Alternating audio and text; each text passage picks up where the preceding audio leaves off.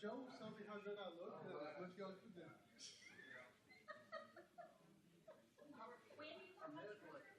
Oh, he said I had it.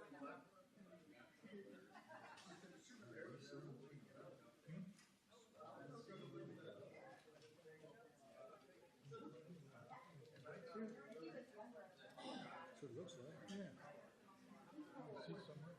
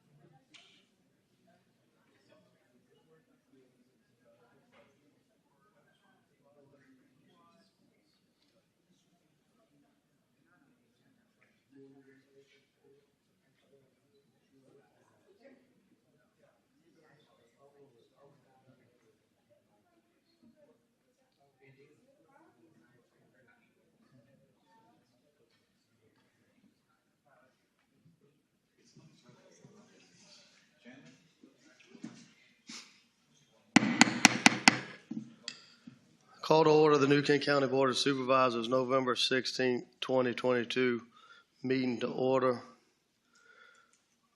Ms. Page, will you lead us in a moment of silence and invocation and pledge, please? We ask that you all stand in a moment of silence for our students and their families and the community of the University of Virginia.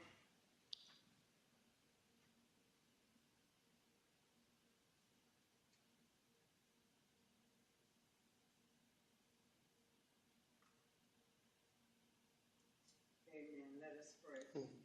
Father God, we come to you in the sweet and most precious name of Jesus. We come thanking you for this day, Lord God. Father God, we ask that you will come into this meeting, Lord, that you will guide hearts and minds, and you will let your will be done by this Board of Supervisors, Lord God, for the good and the welfare of this great county. Father God, we ask tonight that you will comfort not only the victims, Lord God, the families, the communities, and the other students. We ask that you will wrap your loving arms around them, Lord God. Comfort them as only you can. We ask this in the name of Jesus. Father God, we ask that everything that we do tonight, that it will be pleasing unto you. And Lord God, we just love you. We bless your name, and these and all blessings we ask in your mighty name's sake. Amen. Amen. It says, pledge. I Pledge allegiance to the flag of the United States of America and to the republic for which it stands, one nation, under God, indivisible, with liberty and justice for all.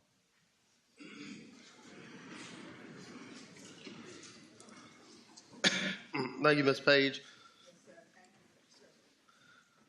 Ms. Watkins, will you call the roll, please? Mr. Evelyn?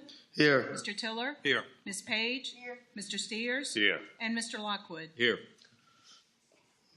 Welcome, fellow board members, and welcome to everyone out here tonight. This is one of the probably one of the most special nights that we have throughout the year with the graduates coming through New Kent University. Unfortunately, I'm a little under the weather, as you might hear, so I want to turn it over to my co-chair here in a little bit, but again, I do like to thank you all for taking the time doing the New Kent University and being here tonight. And we'll talk a little bit more about that when we get into some presentations. All right, our first item this evening is a consent agenda. Anybody have any issues, concerns about the consent agenda this evening?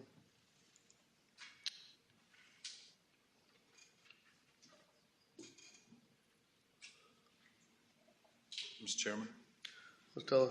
if nobody has any comments, I move to approve the consent agenda as presented and that it be made a part of the record. Thank you, Ms. Teller. Is there any discussion? If none, Ms. Watkins, will you poll the members, please? Mr. Tiller? Aye. Ms. Page? Aye. Mr. Steers? Aye. Mr. Lockwood? Aye. And Mr. Evelyn? Aye.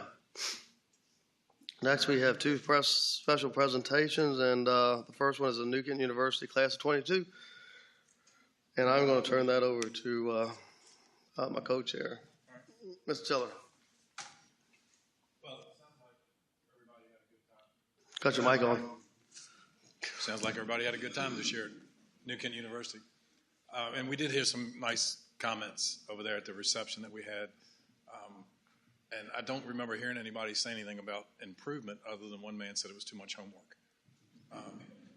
But that's always a good sign that we do get a lot of feedback from that. So we do have some diplomas, and I hope y'all all got any grants or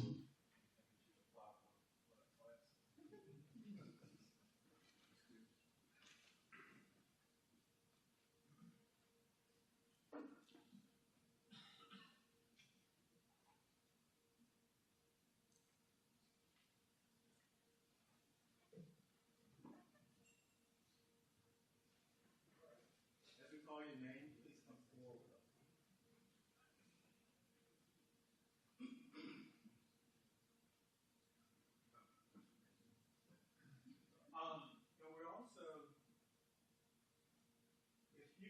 stand right here too and line up behind the table. We're going to take a class photo with the newspapers that are here today.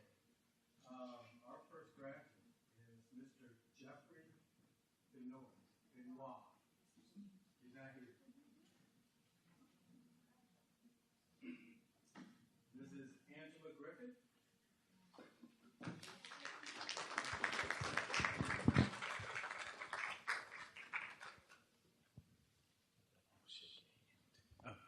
Thank you.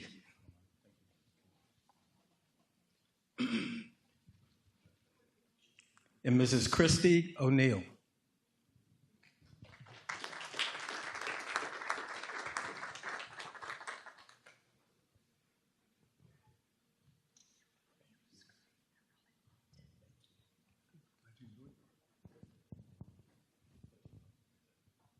Mr. Anthony Radford.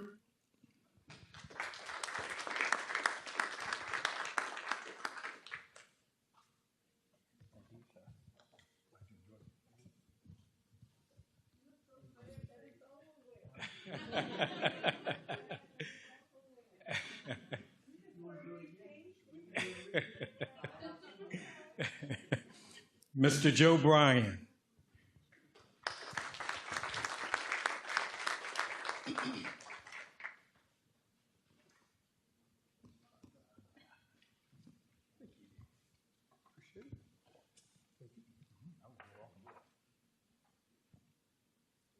Okay, Mrs. Connie Bryan.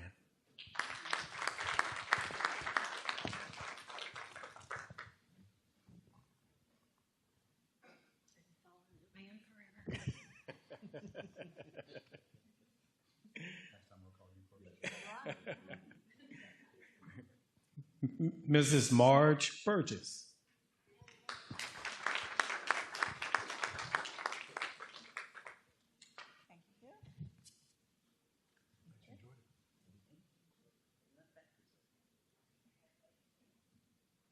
And Mr. David Chise. Chess.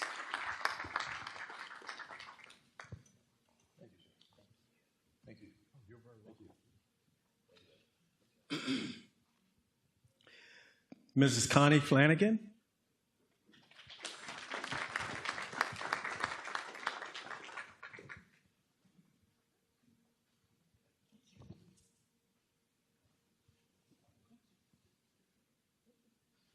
And Mr. Donald Flanagan.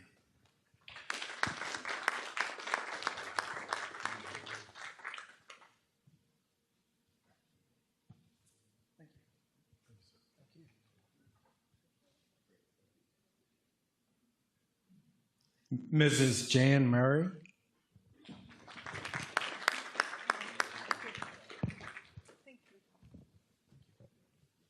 And Mr. Jim Murray. He's not here today. Okay. Well, we'll give that to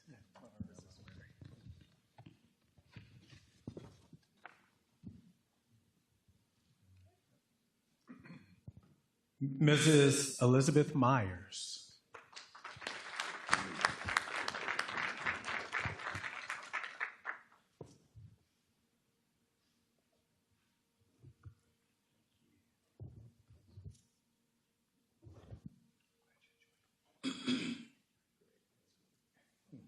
And Mr. Chris Myers.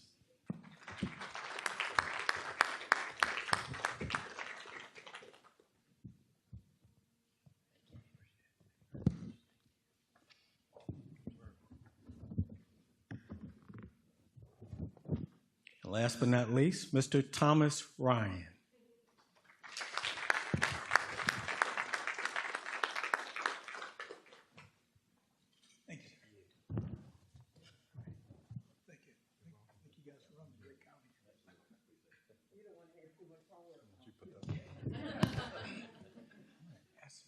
To stand behind. You want us to go up there? Yeah.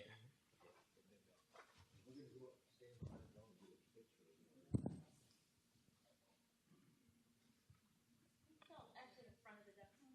Actually, y'all need to scoot down a little bit more. Come on.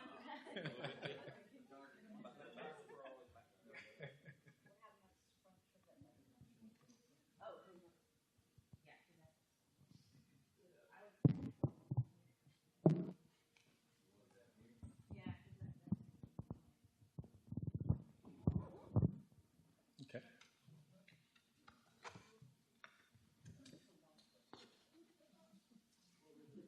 Stay where you are. I got to get a little closer. You all took a shower this morning. Everybody's fresh and ready to roll. Thank you.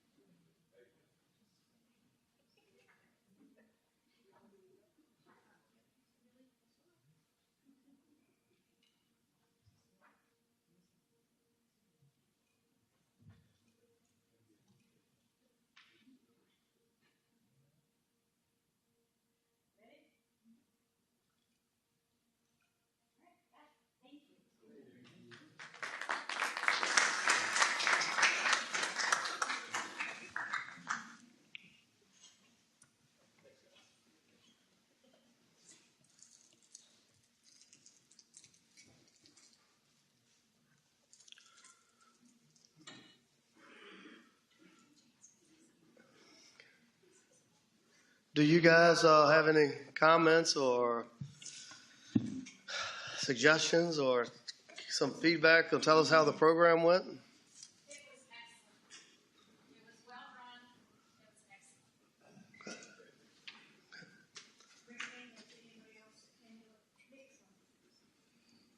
Good.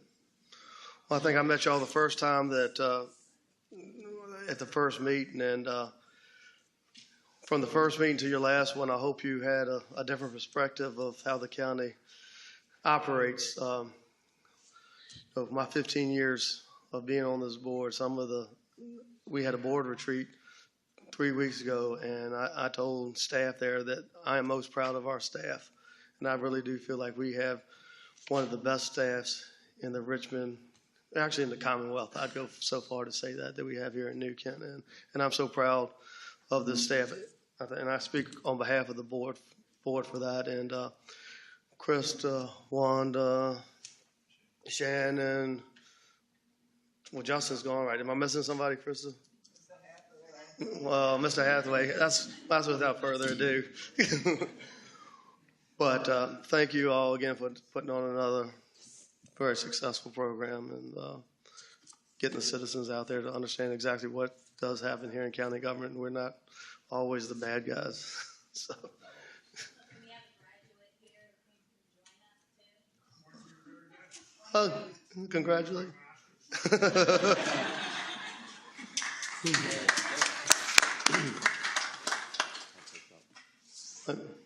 I congratulate all of you. And now that you know how the county operates and the different department heads and everything like that, I would suggest that if you wake up one morning and you turn on your water and you don't have water, you don't necessarily have to call your supervisor. Just some information. But we appreciate you guys. Thanks for everything.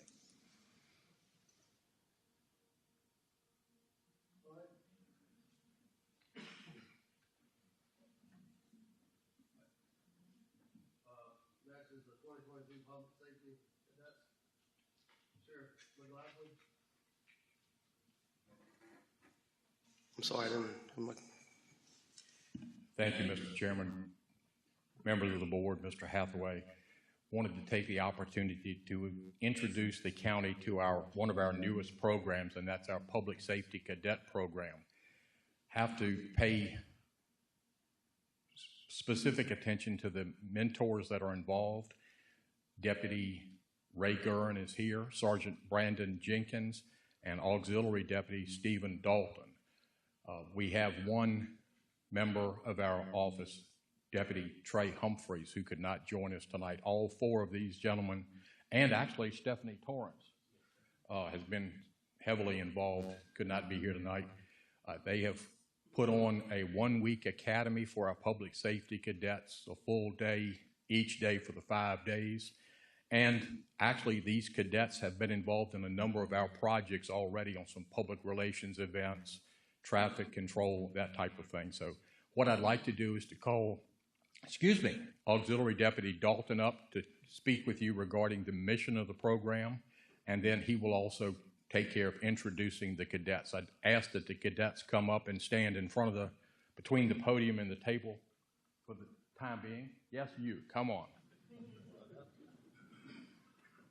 Lieutenant, would you follow your group in, please, ma'am?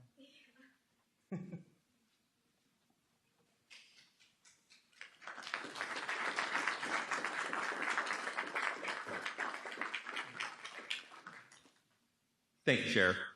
Members of the board, thank you for inviting us tonight. We are honored to be here. We are extremely grateful for Sheriff McLaughlin and Chief Deputy Bailey and the rest of our command staff for supporting the development of the Public Safety Cadet Program. These young individuals are part of a program that is here for leadership development. We want to instill in them values and skills that will serve them well and serve our communities well. While we do hope to see some of them in public safety down the line, that's not the ultimate goal. The ultimate goal is that they will have an appreciation for the men and women in uniform and that they will be able to better their communities, whatever walk of life they go into. So, again, I'm having to be here. Deputy Trey Humphreys, I'm sure would have been excited to come and introduce this.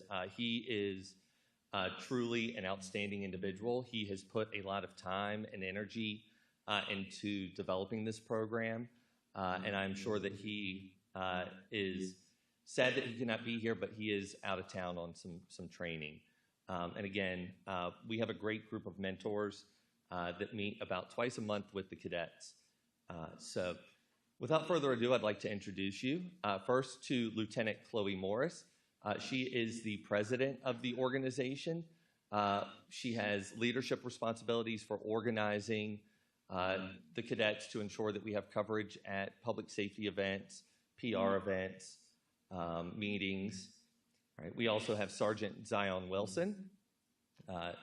He is one of our 2 platoon sergeants. He has a group of cadets that he is responsible for, ensuring that they're at the meetings, checking on them, trying to rally his troops, if you will, to help at some of the PR events here in the county. We have Cadet Sergeant Josiah Douglas. Just like Zion, he has a group of about 4 cadets that he's responsible for and is there to, as somebody who demonstrated leadership ability, mentor, and grow. We also have Cadet Colton Johns, Cadet Taylor Thompson, and Cadet Savannah Masuka with us today. Each of them have been integral parts of the program. This is a voluntary thing. It's on top of school, sports, part-time jobs, and many of them have already served at several county events. We do not have with us today Cadet Maggie Garthright, Cadet Josh Couch cannot be with us, and Cadet Emma Blankenship cannot be with us today. But again, I appreciate your time to introduce them.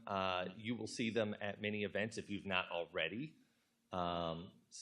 Including this coming week, we'll have some deputies out with some of the cadets at some of the upcoming festivities here in the county this coming week. So again, thank you for the opportunity to do this. Thank you to Sheriff and Chief Deputy Bailey for investing in this program and in these young adults. So thank you. I'd like to thank each of the mentors for their involvement. Most of all, I'd like to thank our cadets and certainly their parents and families for trusting us to work with them, to stay with the deputies that are involved and to stay involved. I promise you, you will see some of them at the grand illumination assisting us with traffic, or at least Deputy Dalton told me they would be there. So he volunteered, absolutely. So if you cadets would turn and face the board so they get to see your smiling faces, I'd appreciate it.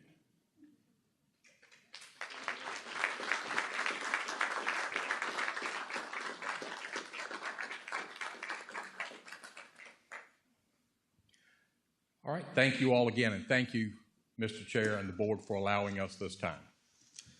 Thank you, Sheriff, and congratulations. Thank you all for taking the time to go through this program.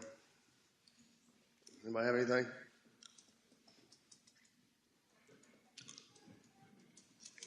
Who else?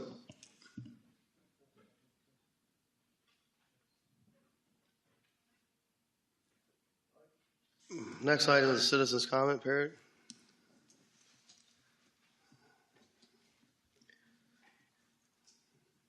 Anyone signed up?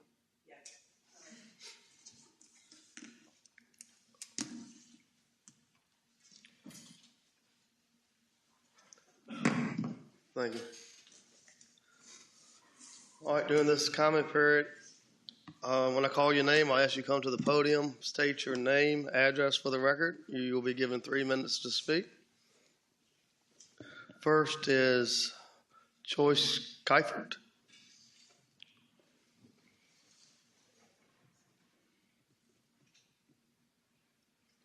I have some information for the board.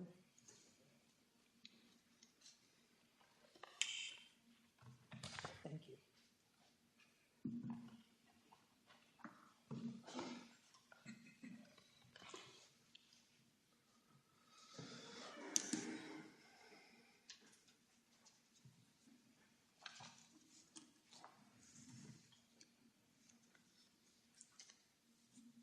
I'm Joyce Keifert. I'm a resident of Barham Woods Drive, located in the southern part of New Kent County. An owner, Tom Lucy, owns a piece of property that's on the edge of Barham Woods Drive and Route 30. And he is wanting access onto Barham Woods Drive. If you look at the attachment on the tax plate and the map, his parcel and address is New Kent Highway, which is Route 30, for this business that I'm assuming that he's going to put there, or he has the lot for sale. He is wanting to put access on Barham Woods Drive, which is a private road. I also added into the attachment the VDOT specifications for access on private drives. We are a private subdivision of 6 houses. Our private road is VDOT standard for 5 or more residents. The location that they're proposing will cause traffic accidents with people coming on Route 30 and trying to make the turn onto Barham Woods Drive, and if they're having that commercial property in access on Barham Woods Drive, they're not going to be able to slow down. It's going to cause a collision. Whether they're going for a low volume commercial entrance that will generate like 50 vehicle trips, or Mr. Lucy can maybe tell us what he thinks a buyer is going to propose to put on this property, but we don't know what a new buyer is going to do with this property. We don't know. It could be a 7-Eleven, it could be anything, which is going to be a problem. So as of right now, the road is designed for our 6 houses. Currently, we have tractor trailers that are coming down Barham Woods Drive that are trying to make the turn in our cul-de-sac, which our cul-de-sac is very small. So the tractor trailers are getting jackknifed in the cul-de-sac. And so they are tearing up people's yards, and most of the time we actually have to back them all the way down Barham Woods Drive and into traffic on 30 to get out of our road. They're making the wrong turn because they're trying to go to JC Pallet, which is a pallet company on Route 30. It's an honest mistake, we get that. But this is going to occur more if we're going to have a commercial property access on Barham Woods Drive.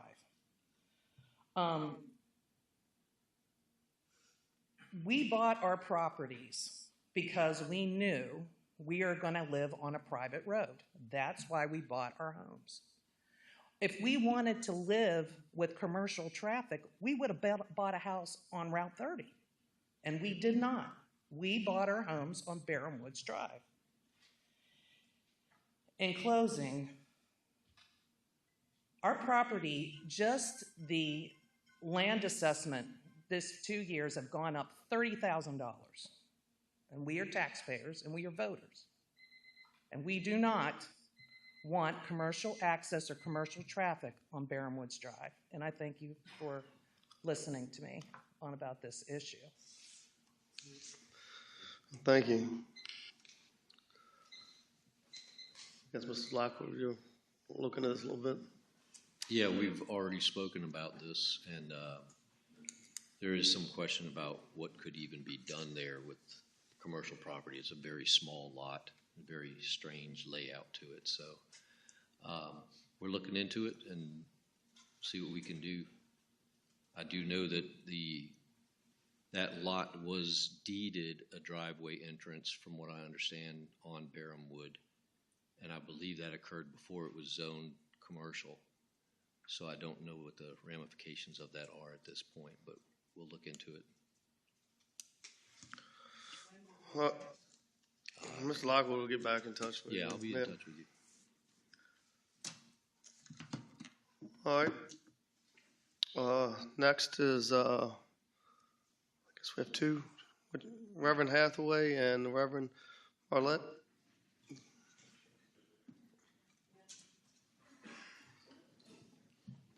Good evening, Mr. Chairman, members of the board, Ms. Hathaway.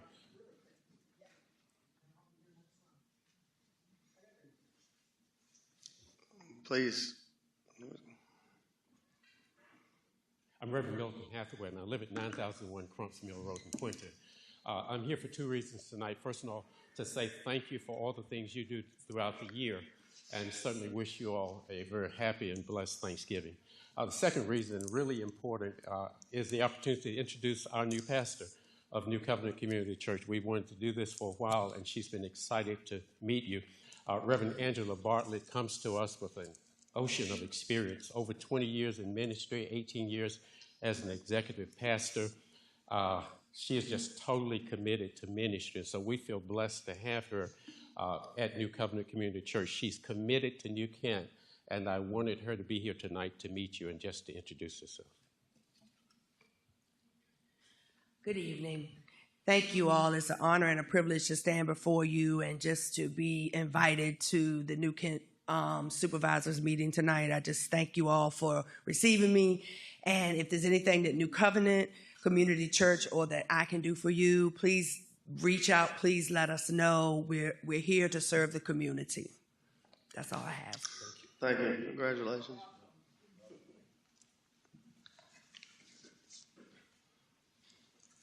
No one else has signed up, so that will close the citizens' comment period. Next is the Residency Administrator's Report.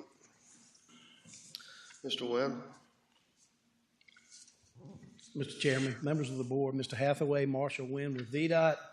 This past month, we had 45 work orders and completed 35, had 6 call-outs over the month. Route 155 roundabout has been completed, and we're reviewing it pretty much weekly to see how things are running out there. Other maintenance items we're working on is pothole repairs, machining non-hard surface roads, sweeping different roads in the area, pipe repair and clean-outs, ditching, tree removal and pruning, sign cleaning and replacement, litter pickup. This past month we completed our snow removal dry runs for the area headquarters, and we've gotten all our hired equipment signed up for snow this season. Be doing dry runs with the hired equipment here pretty soon. A couple other items. One is the Route 155 project. That's completed. We got a C5 on it. C5 means it was accepted and completed. Have a pending study on 612. Hope to hear something about that pretty soon. Speed study from what I understand. Corridor study at 60 at Bottoms Bridge at Marketplace. We're working on funding for a traffic light at Marketplace. As soon as we get information about that, we'll forward that information on to you with schedules and that sort of thing. Other than that, don't have anything else, not unless y'all have some questions. Mr. Steers. Thank you, Mr. Chairman. Yes, thank you for the completion of the roundabout at the courthouse in 155. And I thank Philip Frazier, who kept me updated weekly of the progress going on, and I've relayed that information to the residents of the Brickshire community. And so far, I think it's been pretty safe. Still, some people do not like roundabouts, and some people have never been through a roundabout. Right. And so, but they're learning, and I think there was a small accident there this week. No injuries, no broken glass, just a fender bender kind of stuff. And the biggest complaint I get, and there's quite a few Brickshire people here, is they would like to have the slip lanes put back in. And I hope, and I know there's enough pavement there, and I hope that maybe somewhere soon after you kind of evaluate what's going on, that you will reconsider to put the slip lanes back in, and that'd make a lot more people happy. Understood. Okay. And other than that, thanks for all you guys are doing. Okay, thank you. Ms. Tiller? Just a couple things. Now that the elementary school is open, do you think we could maybe have a traffic light analysis done there at dispatch in 249? We can look into it. I will let you know. I'll get Philip to get with traffic engineering. I don't know when the last study was done. It was done a few years ago, as I remember. So. And I'm just a little concerned about the traffic leaving the Right. elementary school. Okay. And if they have a light there, I know what it's going to do. It's going to bring more traffic down that way, which is, people that live on that end of Quaker Road probably aren't going to appreciate it, but have to appreciate the people trying to get out on 249. Okay. And just one other thing. A few of us were at a conference this weekend, and Ms. Page and Mr. Lockwood and I attended a transportation session. And, you know, we always get complaints and we pass them on to you, but there was a gentleman there, and I forgot what county he was from. And, yeah, it was in the Southwest somewhere, but he was talking about some of their unpaved roads and that they had 250 miles of them in his county alone. Right. And I'm sitting there going, I don't know how many miles we have, but I know it's nowhere near 250 miles. No. And just talking about crushed driveway pipes and the lack of gravel in a hard rain, he said it's like a bunch of little miniature rivers running through there. So we should all be more grateful living here in New Kent County and thanking you all that we don't have 250 miles of unpaved roads in our county. So, but that was all. So thank you. Okay. Thank you, Ms. Page. I just said one thing. I saw Mr. Ripley at a meeting, and we were trying to get out of the meeting, so therefore, I just wanted to do a reminder. In 2016, we did the 106 area management plan, where we talked about widening the bridge across I-64. We never did estimate costs on that. My request is that we do estimate costs on that. And in light of I-64 being widened, to me, it would make sense that as they come down, that we would consider not repairing the bridge at 106, but we would consider widening the bridge and doing the updates and upgrades to the bridge and the repairs to that bridge. We know that we have thousands of trucks every day across there, to include citizens. And so if you would, for me, please, sir, see if we can get a cost estimate for that. I don't know if we would have to put that in smart scale, but we can't do anything without that cost. Yeah, I know, the 64 widening is coming up, and all that widening is going in the median. So I'd have to have a discussion with Mark Ridley, see what is needed for that improvement. I know you can do it, Mr. Wynn. You think I can? Okay. I know you can do it. Okay. Okay. So thank you for that, because that widening is going to come far quicker than I think the realization of it is.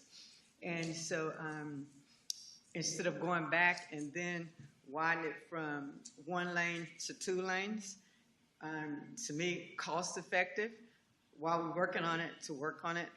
But yet again, we can't apply for any kind of smart scale or federal monies for that, because we don't have estimates for it.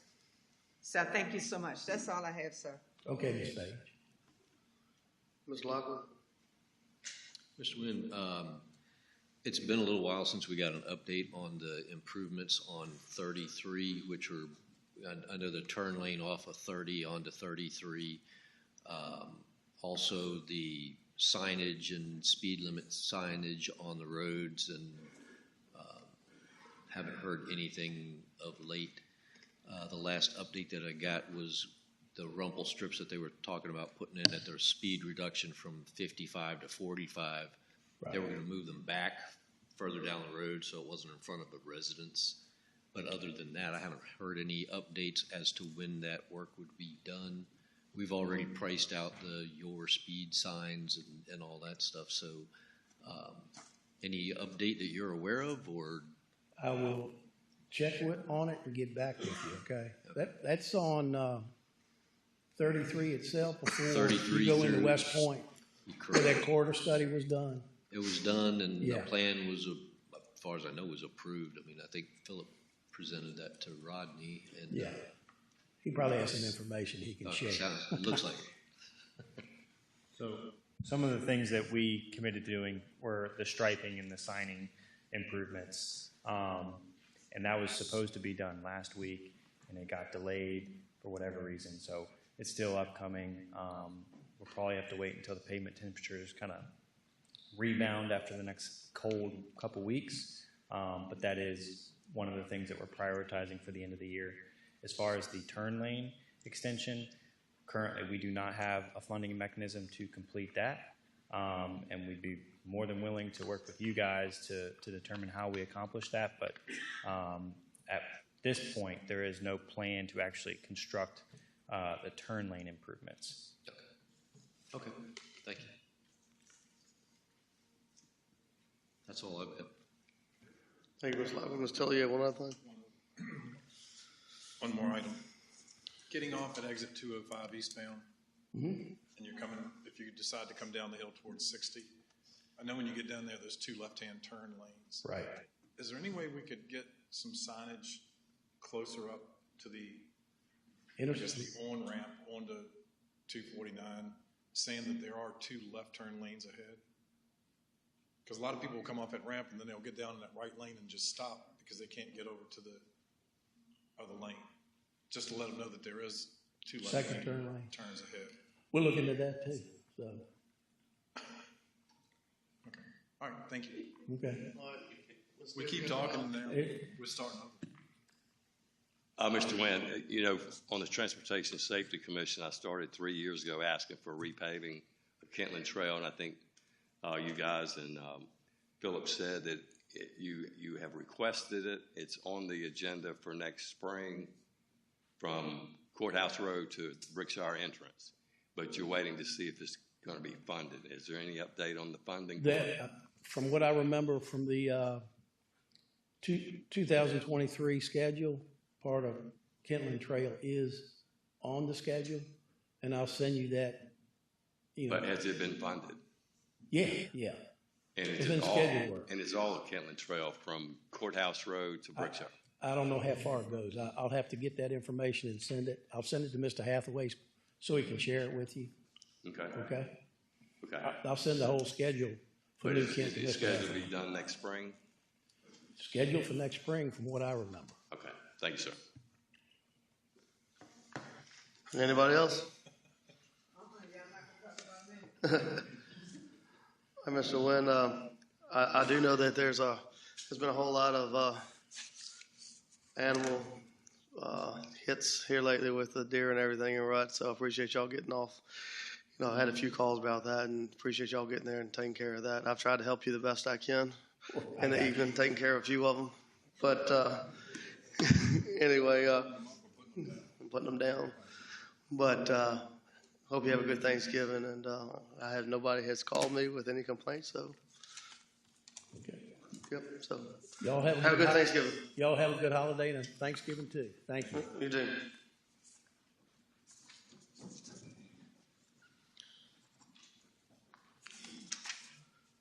Next, we have two presentations. Quinn Rivers, doing business as Thrive Virginia, Community Action Agency update. Chief Executive Officer Gillen Barney and Chief Operating Officer Chris Napier. I'm sorry. Good evening. Mr. Chairman, members of the Board of Supervisors, Mr. Hathaway. My name is Gillian Barney, and I'm the CEO of Thrive Virginia. Here with me tonight is Chris Napier, our COO, and we're very pleased to be here, and thank you for putting us on your agenda for tonight. Thrive Virginia is New Kent County's appointed community action agency, and it provides 5 critical programs to New Kent County residents: early childhood intervention and education services, housing and financial counseling, domestic and sexual violence intervention and prevention services, a whole family pilot, and financial emergency assistance. In FY22, Thrive Virginia delivered services to 83 New Kent County households and to 783 individuals, which includes New Kent County students who receive healthy relationship classes. Our agency provided $53,404 in emergency financial assistance to the residents of New Kent. I'm also pleased to share that 6 members of our board of directors either live and or work in New Kent County. Joe Schwartout, who is our vice president and is the Board of Supervisors appointee. Kate Ferris, owner and operator of Stay and Play Daycare, who also serves as our board secretary. Suzanne Grable, director of New Kent County Department of Social Services. Catherine Pierce, the former director of Matthews Haven. Dr. Craig Coleman, a physician who resides in Berkshire. And Dr. Diane Pollard, a former New Kent County Public School employee.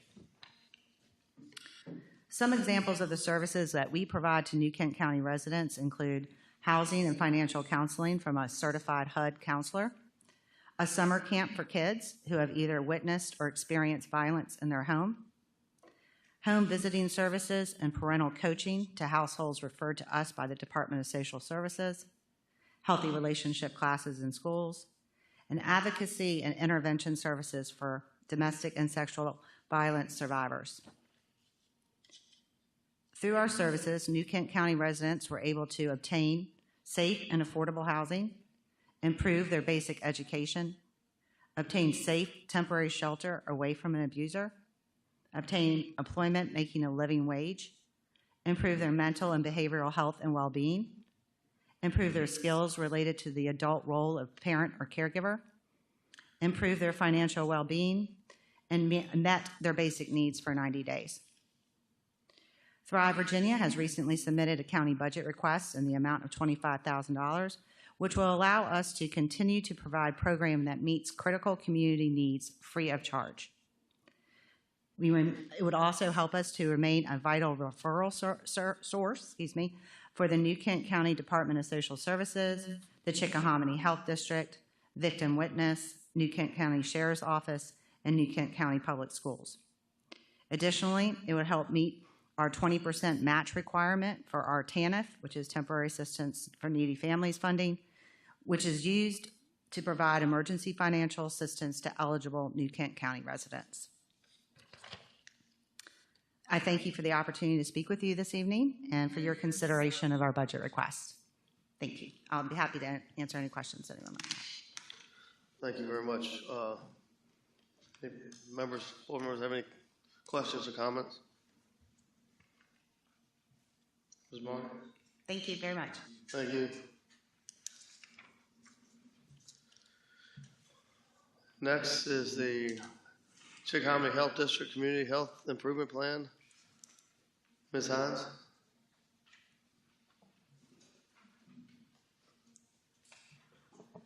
Going to confuse you for a minute. I'm not Emily. Good evening, members of the board and staff and the community that's here.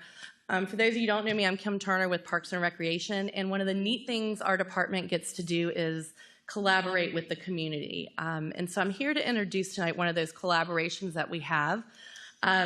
We've had the opportunity of working with Ms. Emily Hines on the Community Health Assessment and Steering Committee. And Emily is the Community Health Coordinator. Got that right? Yes. For the Chickahominy Health District. She has a lot of passion for what she's doing with this assessment, and she's a great group facilitator if you ever need one. But tonight she's here to provide you with an update on what we've done so far. I'm laughing, Mr. Hathaway has been there. I don't know if that is being passed along or not. But she can tell you a little bit about what we've been doing and where she's taking the community health assessment. And I know Emily has a clicker right here, and take it away. Good evening. I'm Emily Hines from Chickahominy Health District. And for those who aren't aware of the Chickahominy Health District, we serve Charles City, Hanover, Goochland, and New Kent. So I'm here this evening to talk about the community health assessment. So the purpose of this assessment is to gain an understanding of the current health status of the community and its general needs. This information is very helpful because it allows organizations and elected officials to understand what's most important to those that live, work, play, and pray in New Kent. So we started this process back in May of 2022.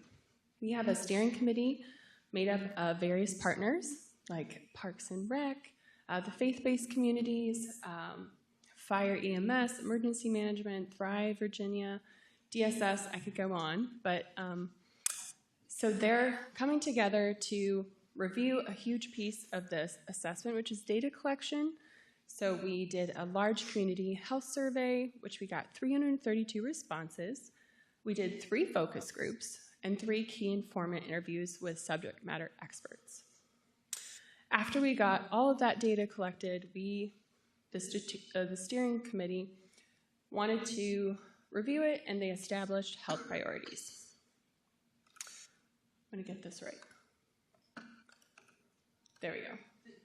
All right, so they established the health priorities, and now it's time to move into the improvement planning section, which is where we really just figure out what strategies can we do to better improve the health outcomes of those that live here. So we'll develop goals, objectives, and activities, and evaluate that progress over each quarter, and this plan lasts for 5 years. So we'll really hope to see improvements in the health of the New Kent residents. So New Kent, we had a health forum, and they established 3 priorities. Mental health and substance use, including nicotine and alcohol, was the top priority for this iteration of the community health assessment. And this is the first one that's ever been done in New Kent, so we're extremely excited. We have second, healthcare access and quality, and then affordable and safe housing. These 3 priority areas align with the Envision New Kent strategic plan through the strategic themes, quality of life, growth management, and resiliency. So I'm going to do a real quick overview of some data collection that we analyzed and presented. I could talk all day about this stuff, but I know I have a limited time. So, mental health and substance use. Here we can see New Kent mental health providers ratio to the population. So the best way to understand this data is there's 1 health provider to 1,000 patients that they're serving. So when we look at Virginia, their average is 480 patients to 1 provider. So looking at this data, there's clearly a need for mental health providers in the county. And that's top U.S. performers, where we would initially like to get, but next is drug overdose deaths per 100,000 population. And I understand there aren't 100,000 people in this county, but it's a rate we use to best look at other counties and make sure it's fair across the board. So New Kent has 22, and this data is from 2018 to 2020, so this might have changed. But on average to Virginia, we have slightly more deaths per drug overdose due to drug overdose. This can be contributed to the opioid epidemic and the rise in fentanyl. Next is heavy alcohol consumption among adults. This is the percentage of people who reported binge drinking within the last 30 days, so 19%. And once again, this is older data. I believe it's from 2019, kind of cut off there, but on average, Virginia is at 17%. Then top U.S. performers are about 20. So in general, we're doing better than the nation, but here we can see more people report binge drinking on average in New Kent. So this is some of our survey results, talking about the community health survey we did in July and August. Mental health illness was the #1 most important health problem according to survey responses or respondents, followed by these other conditions or problems. Next are, what are the most unhealthy and risky behaviors? Drug use and alcohol abuse were the top 2 choices, followed by these other risky behaviors. So now I'll just do a brief overview or key takeaways from all of the data collections, such as like focus groups, key informants, and the survey, and the quantitative data. So there's a lack of mental health providers, especially about people who are requesting in-person services.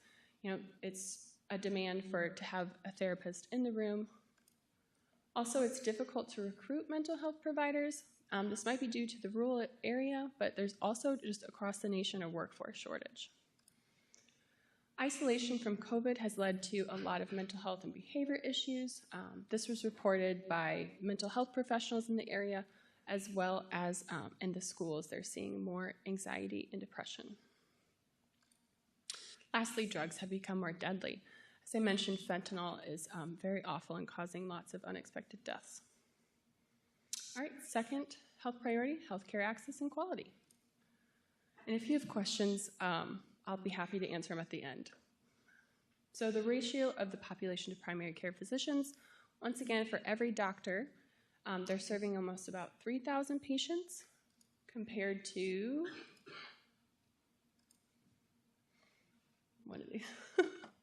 compared to Virginia, which is just over 1,000. So here we can see there's disparity as far as how many doctors are in New Kent and how many patients they're serving. So this is an indicator that can show us that access to primary care physicians or just general practitioners might be a little hard. Next is preventable hospital stays. So this is the number of Medicare patients that could have had a hospital stay that was prevented. Almost 4,000, and this is, I think, from 2020. Could have been prevented, along with Virginia. We're just slightly over Virginia's average. And this is an indicator that also is geared towards access to care. Here's survey result, most important factors for a healthy community. Access to affordable health care was the #1 response, followed by these factors. All right, key takeaways. There's a lack of primary care providers in the area. People are delaying their care because they can't get an appointment in a timely manner. And this puts more stress on the VCU emergency department and also on the EMS medical services, because if people are delaying care, their conditions worsen typically, and they might have an emergency on their hands. And I know it's no secret that New Kent is booming and the population is growing. So to keep up with the demand, our healthcare services must grow as well. Lastly, affordable and safe housing. Here is a map of New Kent County. This is from SparkMap. I'm going to introduce maps now because it's the data we have available, and it's really nice to see a visual of this. So here we can see the percent of folks who spend 50% of their income on housing costs. So there's a certain census tract that 15% of the population spends more than 50% of their income on housing. This isn't to call any census tract out, but it's just interesting to look at the data because it paints it doesn't paint the whole picture. So this data helps us turn our attention and ask the question why. Next is substandard housing, and that sounds quite negative, but it's really just saying who spends more, 30% of their income on housing, and this includes renters as well. Maybe they don't have kitchen facilities, plumbing facilities, or maybe one or more occupants of live in the same space or same room. So once again, the same census tract, 34% of the population lives in substandard housing. So here's the percent of people who own their home. New Kent rocks in this area. 90% of people who live in New Kent own their homes. Home ownership is a sign of safe and stable housing, which we know is so important to the community's health. Also, it helps us build wealth over time and springboard us into the middle class. We're doing much better than Virginia overall and the US. A survey question asks, what are the most important health factors which affect how well or how long we live? Housing-related problems is number 4 on this question. So key takeaways, a lot of people own their homes, which is great, but for those who might not make as much or just graduated school, or there aren't too many rental options that are affordable in the community. I think there's a very high demand for it. This isn't a secret again, but population growth is driving housing prices up and due to demand and availability and inventory down. And lastly, thinking of the older adult population, there aren't as many resources and funding available for them to complete home repairs and modifications and maintenance to safely age in their homes, which is also very important because we have a retirement community of 55 and older that love living here and they want to stay in New Kent. So in conclusion, members of the board, you have a great understanding and insight to what your constituents want and need. So thank you for letting me be here today, and we would really welcome and appreciate your insight going forward. So if you are so inclined and your schedules allow, we would love to have you sit on a work group to develop strategies to help us tackle these issues. You can serve as a steering committee member, which will meet quarterly over the year. I'd love to sit with you and have a key informant interview where we talk about the CHA results and hopefully strategize some ideas of what you might have for housing or healthcare. And lastly, our community health assessment report, God willing, will be released in December. It's kind of crazy with the holidays, but I would invite you, members of the board, and the community to review that report and learn more about all the hard work the steering committee has done. So with that, thank you to, I see a lot of familiar faces in here. I went to the New Kent University, and that was a wonderful experience. You all had great insight. To anyone who took the survey, to the steering committee members, thank you, thank you, thank you.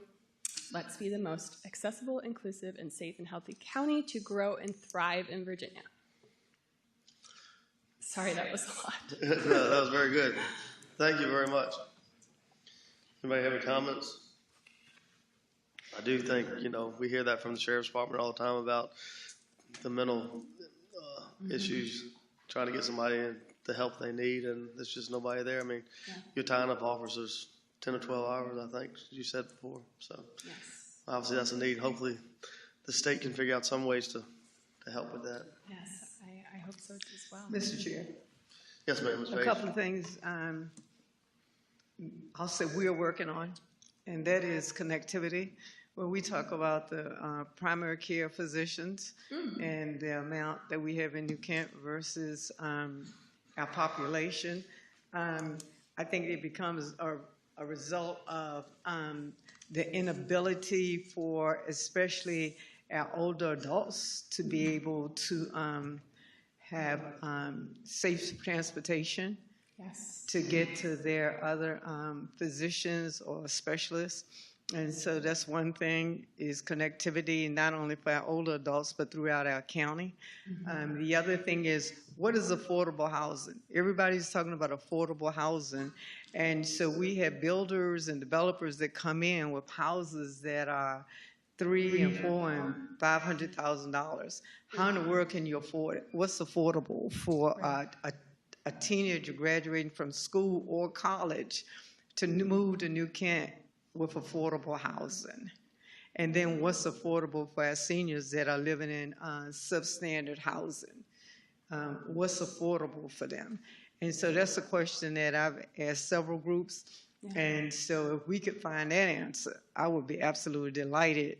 I think that it will help a lot of our seniors to live in homes that are safe, and homes that they can truly take care and better take care of themselves. Absolutely. I think that has a lot to do with quality of life. Absolutely. Thank you for your presentation. Thank you. Thank you very much. Happy Thanksgiving. Happy Thanksgiving, Merry Christmas. All right, it's 7 o'clock now, and we can go into our public hearings. I probably should have made this announcement at the beginning of the meeting, but the first public hearings with New Kent Solar have been withdrawn this evening, so we will not be hearing those. So our first public hearing tonight is Quinn Rivers, Inc., doing business as Thrive, Virginia, lease agreement. Mr. Hathaway.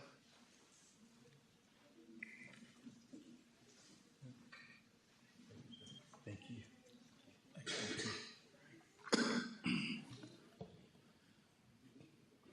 Thank you, Mr. Chair and members of the board.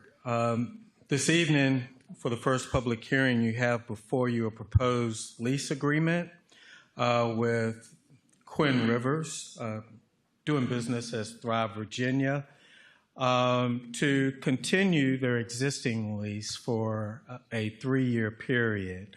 They currently lease approximately 3,400 square feet of space from the county in the New Kent County Health and Human Services building.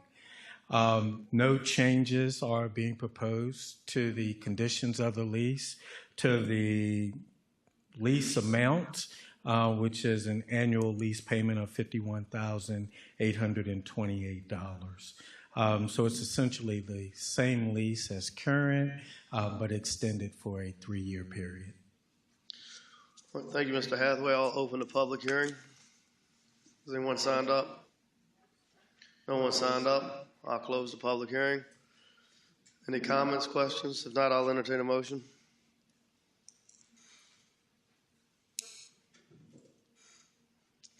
Mr. Tiller? Yes, sir. Mr. Chairman, I move to authorize the county administrator to execute the proposed lease agreement with Quinn Rivers Incorporated, doing business as Thrive, Virginia. Thank you, Mr. Hathaway. Any comments, concerns? Hearing none, Ms. Watkins, will you poll the members? Ms. Page? Mr. Steers? Aye. Mr. Lockwood? Aye. Mr. Tiller? Aye. And Mr. Evelyn? Aye. Next public hearing, Bay Agent Incorporated lease agreement. Mr. Hathaway? Thank you, Mr. Chairman, members of the board. The lease that you have before you is actually a new lease for Bay Aging, who is currently occupying approximately 800 square feet of space at 7941 New Chipping Lane. Many people refer to it as the Apex building. That was the former tenant of that space. The proposed lease you have before you is for an annual lease amount of $6,300. Lease payments, just as the previous one you considered, is basically based on our annual costs divided by the square footage that they're occupying.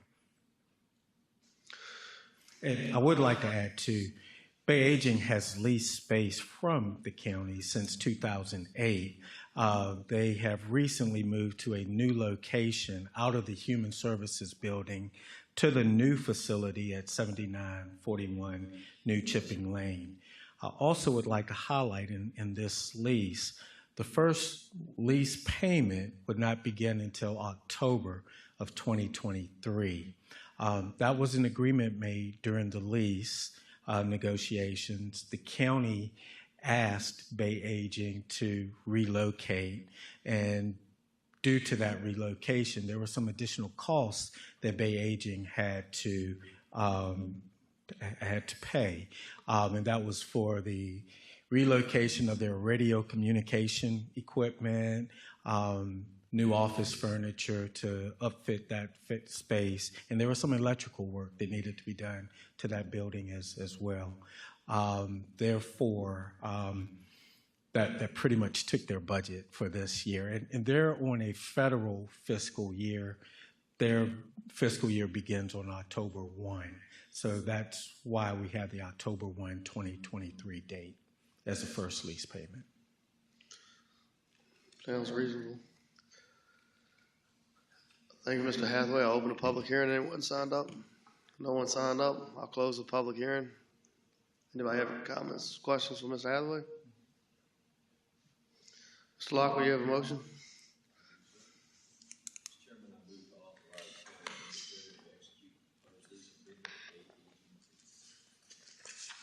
Thank you, Mr. Lockwood. Comments, concerns? If none, Ms. Watkins, will you poll the members, please? Mr. Steers? Aye. Mr. Lockwood? Aye. Mr. Tiller? Aye. Ms. Page? And Mr. Evelyn? Aye. Our last public hearing this evening is FY 22-23 budget amendment, resolution R-37-22. Mr. Hathaway? Thank you, Mr. Chairman, members of the board. You have before you a proposed budget amendment of this current FY 22-23 budget to appropriate $3,089,960.39 in additional school revenue funding. That funding comes from a couple of grants that the schools have received. $1.7 million for a school construction grant that was received after the adoption of our current budget. That grant money is to go towards the construction of the New Kent Elementary School. We also received $424,227 in state revenue. And this wasn't a grant, but this money was based on our school enrollment was actually greater than what we had budgeted for and anticipated for. It was actually 80 additional students currently enrolled in the school, more than what we had budgeted for. And we received some coronavirus money, ARPA funding, of $317,664. This money is proposed to go towards bonuses for school employees. I believe they are proposing a $1,000 bonus for full-time, $500 bonuses for part-time employees. And the schools also, let me back up a little bit. With the ADM funding, the $424,227, about $200,000 of that also is going towards funding the bonuses as well that's proposed for this year. And there was one more grant that the school received, and that was in the amount of $617,797. That grant is for HVAC replacement. I believe the schools are focusing on the middle school for the majority of this funding. That totals the $3,089,960. All right, thank you, Mr. Hathaway. I'll open the public hearing. No one signed up. I'll close the public hearing. Anybody have any comments? Question. Sir? Yes, sir. The first two amounts of money that you said, the 7 million and then 300 and some $1,000. 317. Mm-hmm. And where was that money going towards? Well, the $1.7 million, that's a grant that we specifically got for school construction. So that will go towards the New Kent Elementary School project. Good news for us is that frees up county funding that we've borrowed and have set aside for this project. That's $1.7 that we will not have to spend for this project. Thank you. Mm-hmm. Any other comments? I'll entertain a motion. Ms. Lockwood?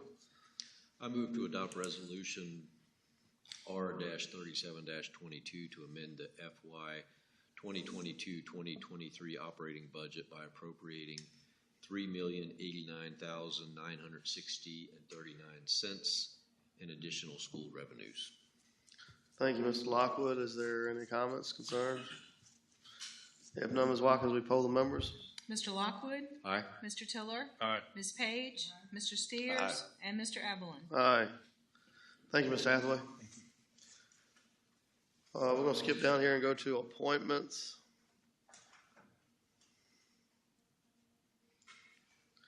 Does anybody have any appointments delegated by district?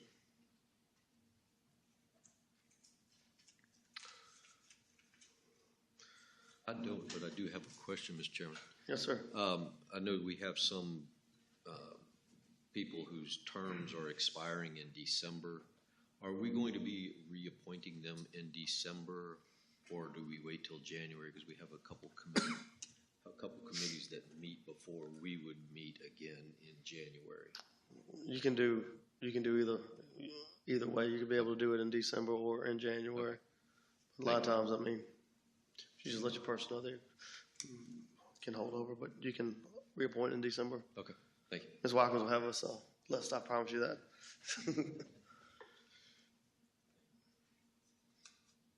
All right, so appointments not delegated by district.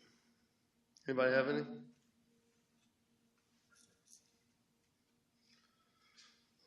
All right, appointments to regional boards and commissions. All right. Any other business? Nope. Staff reports? Mr. Hathaway? No, sir. Good job.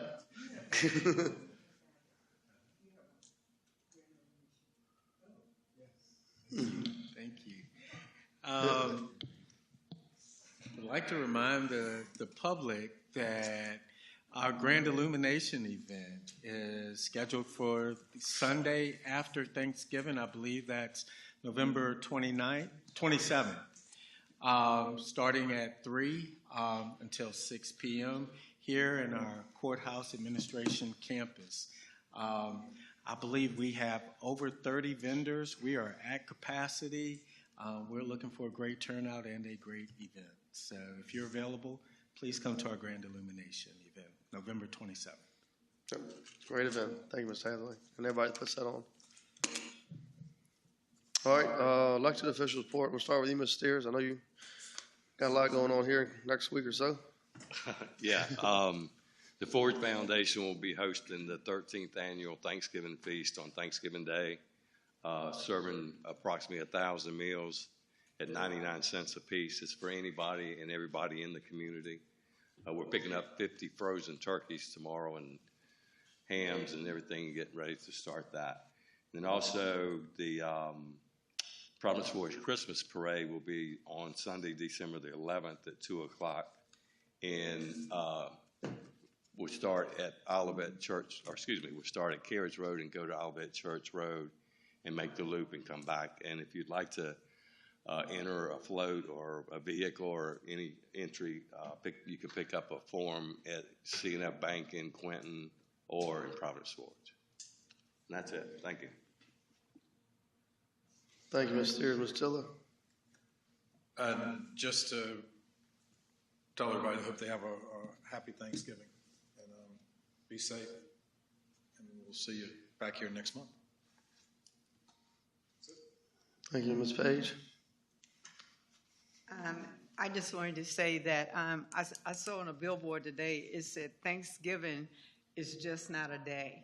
And so we have so much in this great county to be thankful for. So I just ask that every day be a day of Thanksgiving and that we continue to be kind and look out for one another and have a blessed Thanksgiving.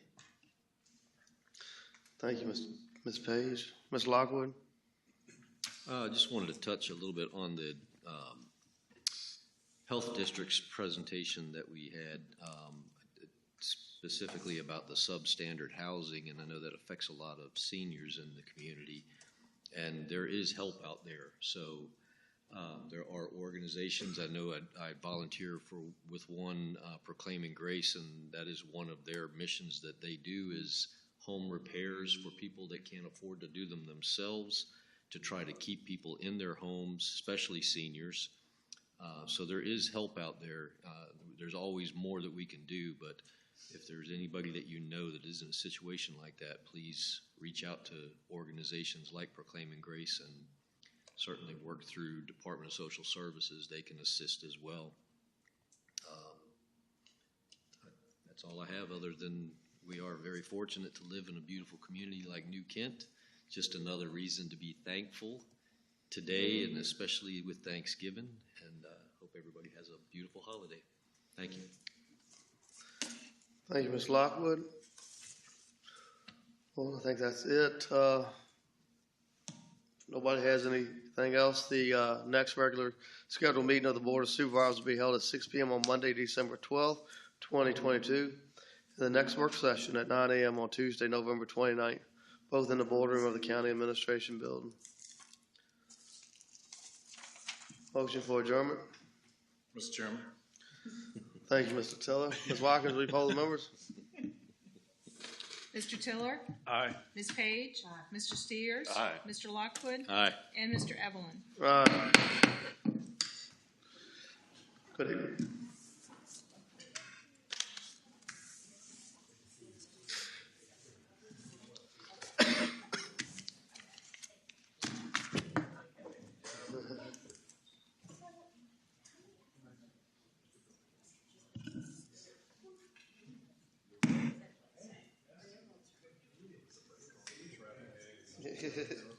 Peanut in it.